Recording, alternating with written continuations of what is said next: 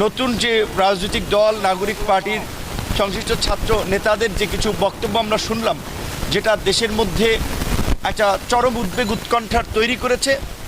একেবারে সাধারণ মানুষ থেকে প্রশাসন সর্বত্র একটা আমি অস্থিরতা লক্ষ্য করেছি গত কয়েকদিন ধরে।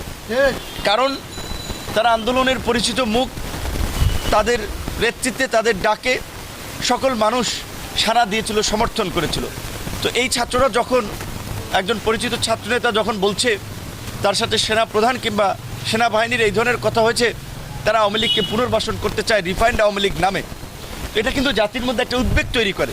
কিন্তু প্রকৃত অর্থে আমরা যেটা সেনা সদরের বিবৃতিতে জানতে পারছি, ছাত্র নেতারাই আগ্রহ নিয়ে কিন্তু সেনা প্রধানের কাছে মিটিং করতে গিয়েছিলেন। সেনা প্রধান তাদেরকে ডাকে নাই, কারণ সেনা প্রধান প্রোটোকলে এই ছাত্র নেতাদের ডাকার কথা না। এবং এই গণ অভ্যুত্থানে সেনাবাহিনীর অত্যন্ত একটা পজিটিভ এবং সাহসী ভূমিকা ছিল, যে গণ অভ্যুত্থানের শেষ দিকে 90-এ যেমন জেনারেল নুরুদ্দিন সাহেব স্বৈরশাসক এরশাদকে বলেছিল যে মিস্টার প্রেসিডেন্ট, আমরা জনগণের বুকের উপর পাড়া দিয়ে জনগণের উপরে গুলি চালিয়ে আমরা আপনাকে ক্ষমতা রাখতে পারবো না।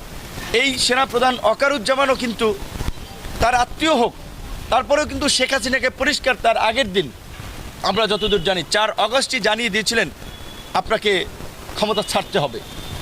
তো সেই সেনাপ্রধানকে নিয়ে নতুন করে বিতর্কিত করা কিংবা সেনাবাহিনীকে জনগণের মুখোমুখি দাঁড় করিয়ে দেওয়া বা সেনাবাহিনীর সাথে একটা কনফ্লিক্ট তৈরি করা, এটা উদ্দেশ্য প্রণোদিত।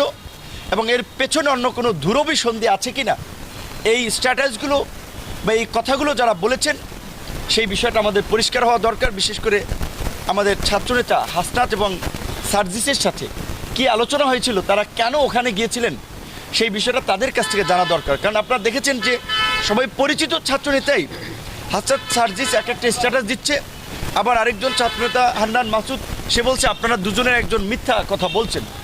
তাহলে হয়তো তাদের দুজনের একজন সেনাবাহিনীকে নিয়ে মিথ্যা কথা বলছে, নাহলে তারা যেটা বলছেন সেটা সত্য। তো এই ঘটনাটা আমি অনুরোধ করব, এই সময়ের এই ছাত্র নেতৃবৃন্দ তারা যেহেতু একটা দলও করেছেন, তারা তো রাজনীতি করবেন, জাতিকে নেতৃত্ব দিতে চান, কাজেই দায়িত্বশীল জায়গা থেকে এই নাগরিক পার্টি যেন এই ঘটনাটা তদন্ত করে এই ঘটনাটার প্রকৃত রহস্য যেন জাতির সামনে উন্মোচন করে, কারণ নাহলে এটি মারাত্মক ক্ষত তৈরি করবে।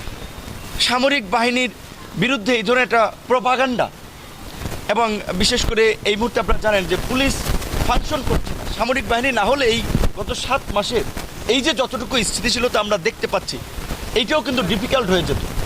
এখন আমরা